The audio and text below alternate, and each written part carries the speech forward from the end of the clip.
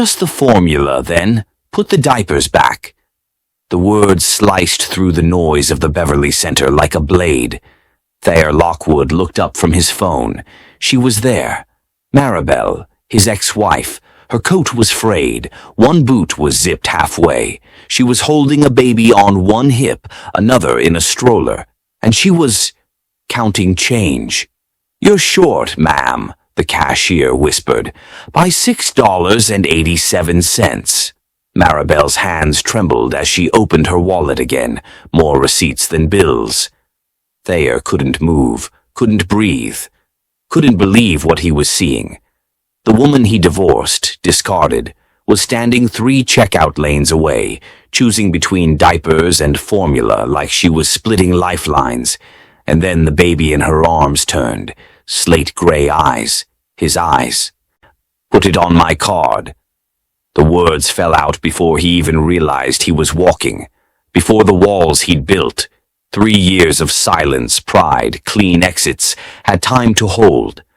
Maribel turned like she'd been slapped, her face, shock, fury, fear, and the baby in her arms just stared at him, wide-eyed, until the child whispered something no one was ready to hear.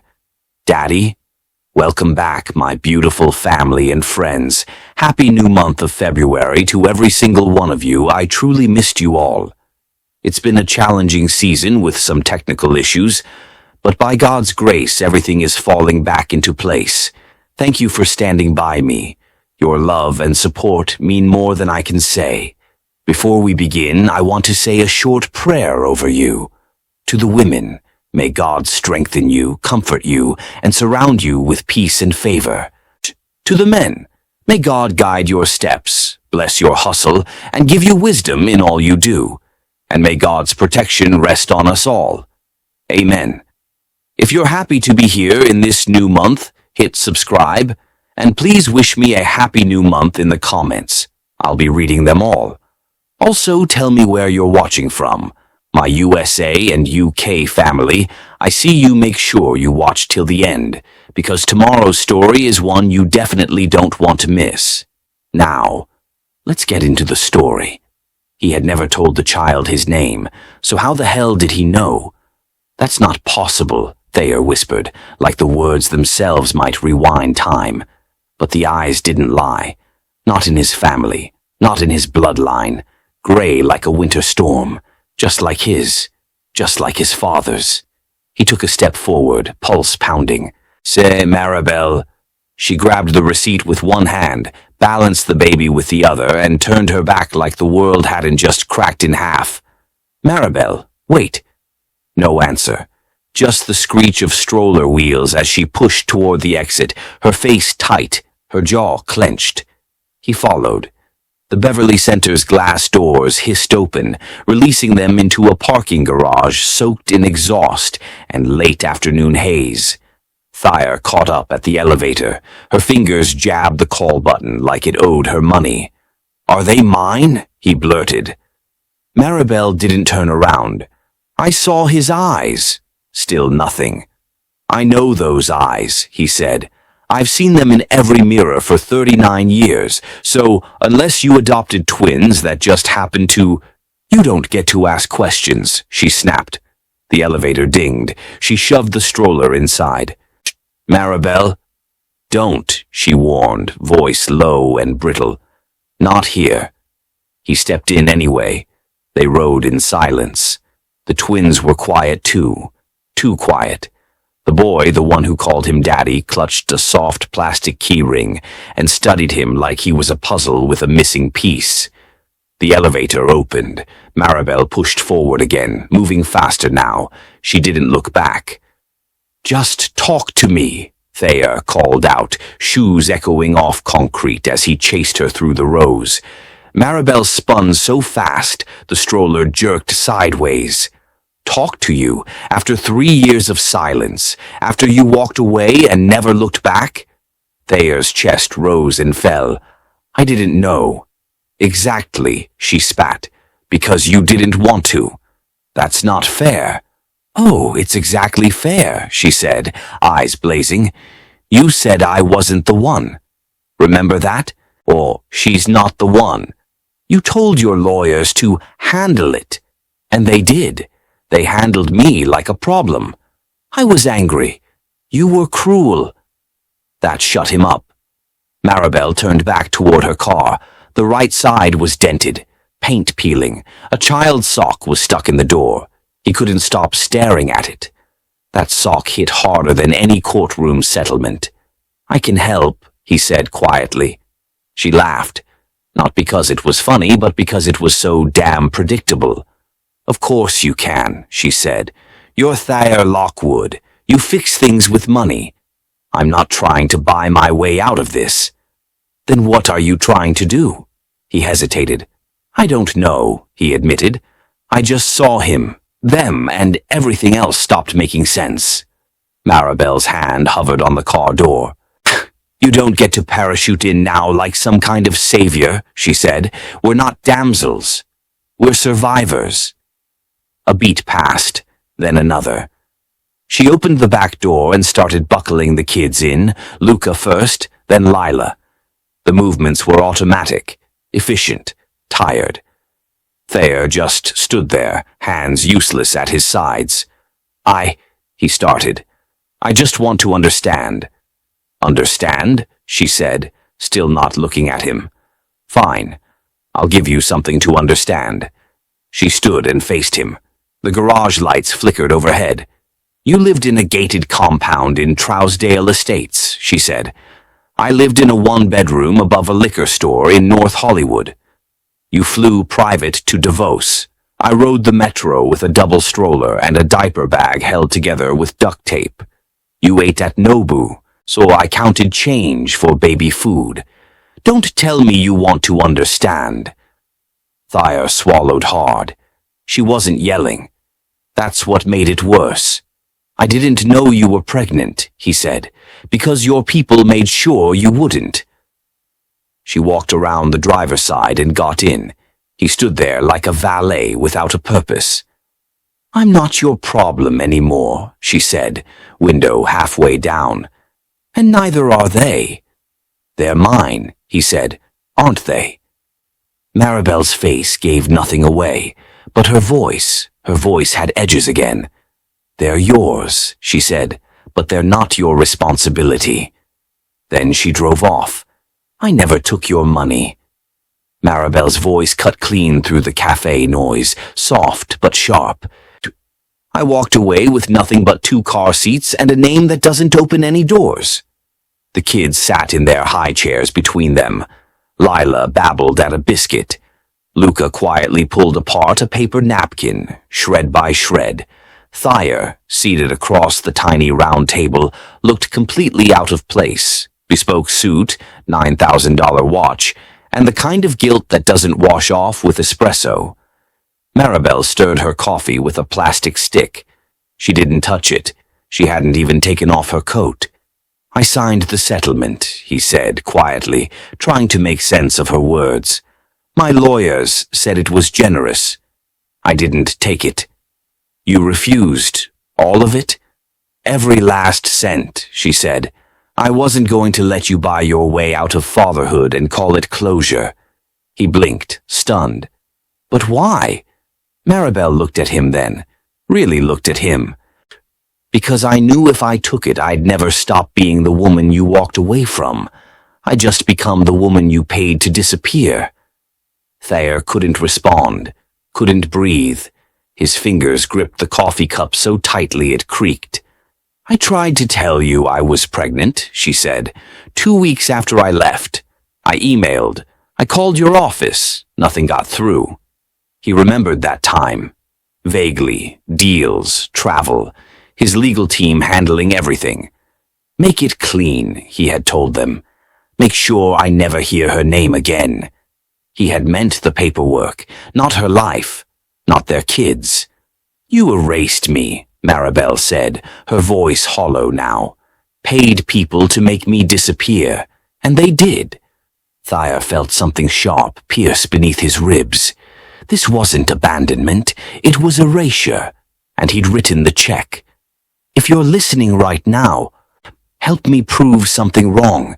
My mother said I wouldn't even reach 1,000 subscribers, but I believe stories like this deserve to be heard. Help me show her that these tales matter." Luca sneezed suddenly, a wet toddler sneeze that startled even himself. Thayer instinctively reached across the table with a napkin. The boy flinched, pulled away. "Mommy says not to let strangers touch us." Maribel didn't say a word, and Thayer, who once ran empires, crushed boardrooms, and controlled everything, sat back realizing for the first time he was just a stranger at his own child's table. "You live in a mansion," she said, slamming the apartment door behind them. "I live with a radiator that works on Tuesdays." The hallway still smelled like burnt toast and cheap floor polish. Upstairs, a baby cried behind another door. A dog barked. Somewhere, something was leaking. Thayer stood frozen in the entryway of Maribel's apartment. It wasn't just small, it was tight. The kind of space that held its breath with every bill unpaid. The baby gate was half broken. The wallpaper peeled near the corners. A fan hummed from a corner, pushing warm air that didn't belong to any working HVAC system. "You don't have to live like this," he said, voice low, carefully measured. Maribel turned on him.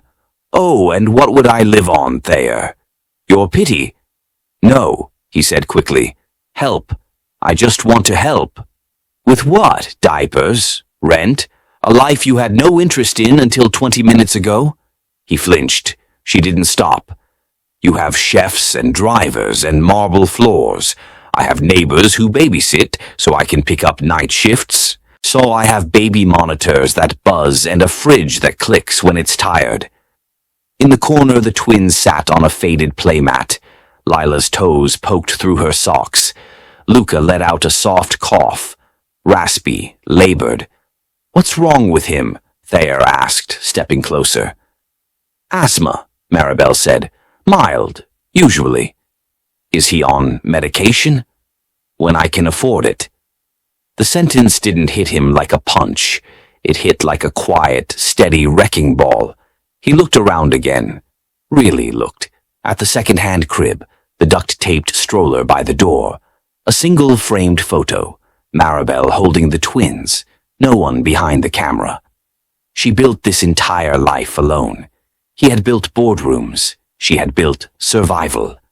"I want to be part of their lives," he said softly. Maribel folded her arms. "Let me guess. Weekends? Holidays? A press photo in People magazine?" "No," he said. "Not for show. For real." "Too late. Let me be their father." She laughed, short and bitter. "You weren't my husband, Thayer." She looked him dead in the eye. "You sure as hell don't get to be their dad." "I told myself you were dead." Maribel didn't raise her voice. She didn't need to. "Because if you weren't, then you just didn't care." Thayer froze by the kitchen counter. The hum of the fridge was the only sound in the room. The twins had fallen asleep in the next room, curled together on a second-hand mattress. "I cared," he said quietly. "No, Thayer. You cared about you. Your company. Your net worth. Your perfect image." Maribel turned away from him, grabbing 2 mugs from the open shelf. Only one matched. She handed him the chipped one. "I waited for you to come home every night," she said. "Watched you walk past me into the office, into calls, into everything that wasn't us." He said nothing. What could he say? "You made me feel like a shadow in my own life," she whispered. A beat passed. "I thought maybe if I worked harder at loving you, if I stayed quiet, made the penthouse feel more like a home." She shook her head. Thayer swallowed the guilt rising in his throat. "I didn't realize. That was the problem. You didn't realize. And when I finally packed those 2 suitcases and left, not once did you ask me why." His chest tightened. "I thought you'd come back." "I did come back," she said, locking eyes with him. "To Cedars Sinai, alone, in labor, with no insurance." See, holding the hands of two nurses while I gave birth to twins you didn't even know existed. She turned and leaned against the sink, gripping its edges like it was the only thing keeping her grounded. I sent letters, emails. One of your assistants finally wrote back, said any further contact would be considered a breach of settlement. His mouth parted slightly. They told you what you wanted to hear, she cut in. That I was gone, that your hands were clean. A long silence settled. You want to play father now? She asked, bitter but calm. He nodded once. Yes, if you'll let me. Then prove it. He looked up. How? Maribel pulled a post-it from the fridge and handed it to him. Luca's ER appointment, tomorrow, 9 a.m. Her voice was razor-sharp. Be there. That's step one. The ER smelled like bleach and panic. Luca was wheezing. Thayer was panicking. He'd arrived 15 minutes early, clutching a brand-new pediatric nebulizer and holding his breath like it might fix something. Maribel rushed in seconds later, Luca bundled in her arms, pale and gasping through tight breaths. Her eyes met Thayer's, shock flickering there when she saw the machine already set up. You came, she breathed, handing Luca over without argument. The nurse waved them in. Dad, follow me. Thayer hesitated just for a second, then nodded. Yes, I'm the dad. No one questioned it.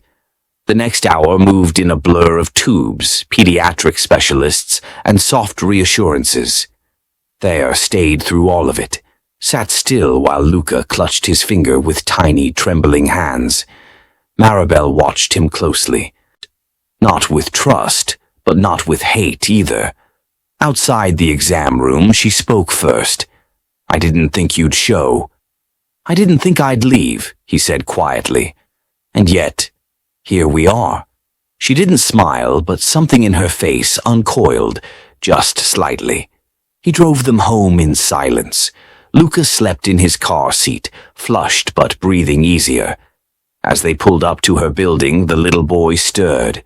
Daddy! The word cracked Thayer's ribs. If this story made you feel something, don't scroll past it. Let this be proof that second chances matter, and some wrongs can still be made right. That night, as Thayer sat in his car replaying every second of the ER visit, his phone buzzed. One text from Maribel. Dinner. Friday. Don't be late. The last time Thayer brought flowers, it was for their engagement. This time it was for forgiveness. He stood outside Maribel's apartment with grocery store tulips in one hand and takeout in the other. Nothing extravagant, just effort. When she opened the door, she blinked like she hadn't expected him to actually come. Dinner was spaghetti. The twins were picky. Lila flung a meatball. Luca wanted his without sauce. Thayer didn't flinch once. After dinner, he built a block tower with Lila, then read Luca a bedtime story, bad voices and all. Maribel watched from the doorway, arms crossed but eyes softening. Later, in the kitchen, she washed dishes while he dried. The quiet wasn't awkward for once. I used to dream of this, she murmured, not looking at him. He glanced at her. Dinner and dishes? No, you. With them. Like this. The water ran. Neither spoke for a moment. But dreams don't erase damage, she added. And just like that, the softness slipped away. He nodded. I'm not asking you to forget. Just let me try. That night, a child's cry cracked the stillness. Luca. Thayer was already moving, faster than Maribel. He reached the boy's side first, gathering him into his arms. Luca's cheeks were wet. His small hands clung to Thayer's shirt. Don't leave again, Daddy. Thayer couldn't promise, but in that moment he wanted to. You don't even know what you signed, Thayer.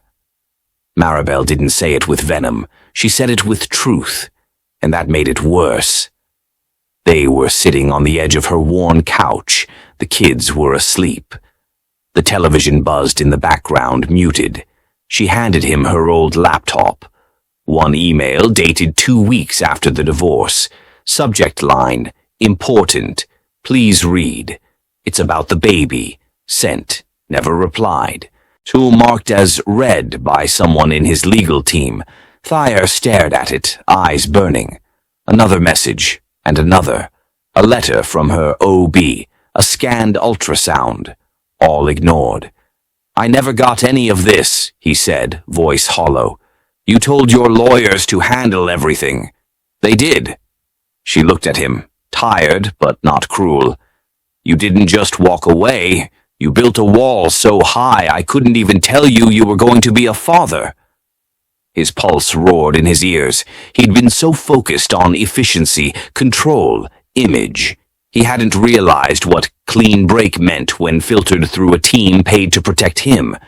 This wasn't a clean break. It was a clean erasure. He stood abruptly, phone in hand, rage barely restrained.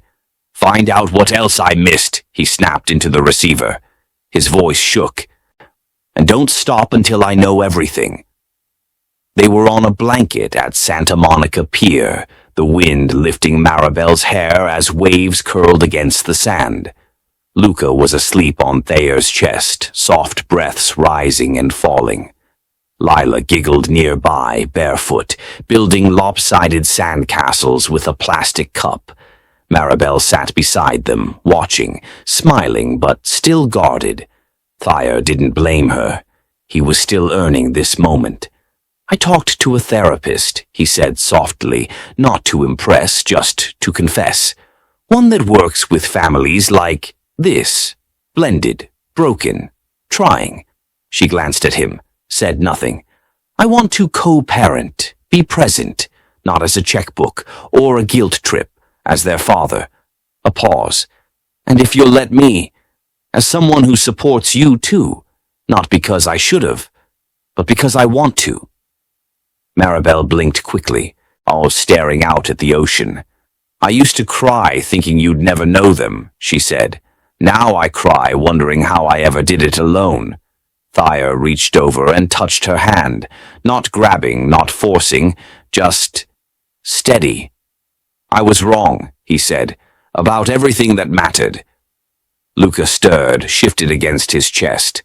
Lila ran up with a broken shell and demanded a castle upgrade. And for a while that was enough. 2 weeks later, North Hollywood Daycare, 5:16 p.m., the last pickup of the day. Thayer stepped into the small classroom, shoulders back, suit jacket still in the car. Luca's face lit up instantly.